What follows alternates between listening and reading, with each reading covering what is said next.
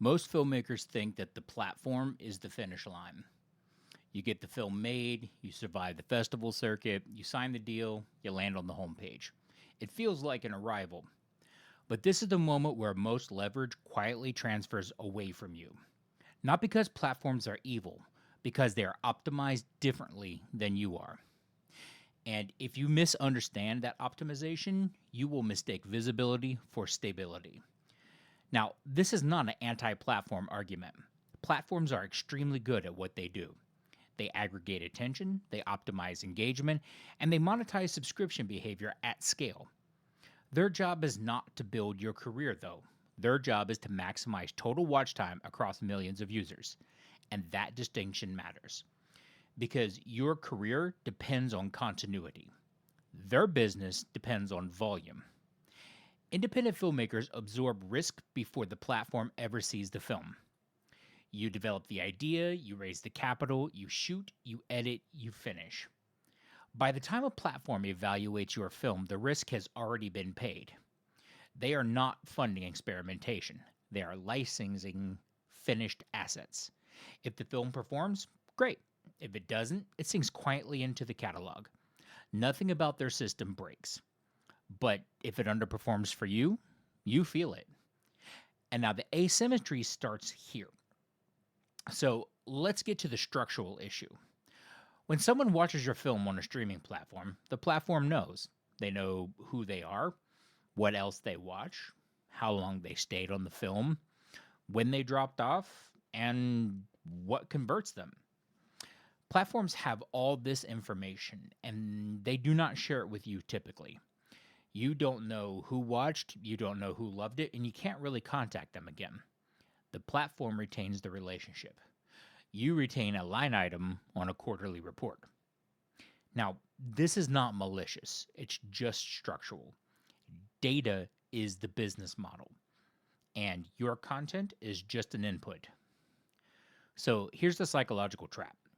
When a film performs well on a platform, it trends, it gets reviews, it spikes attention. And from the outside, this does look like momentum.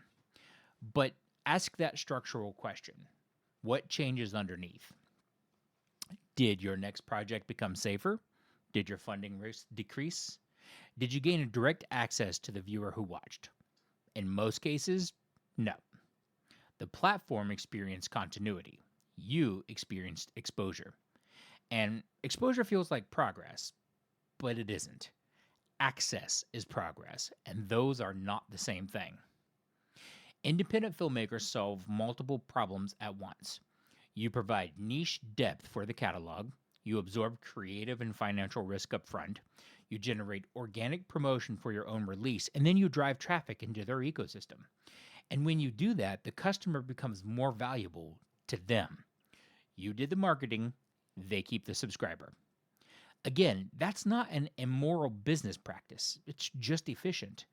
But efficiency in one direction is fragility in the other. There are more independent films than any platform can ever meaningfully promote. That means leverage is rare.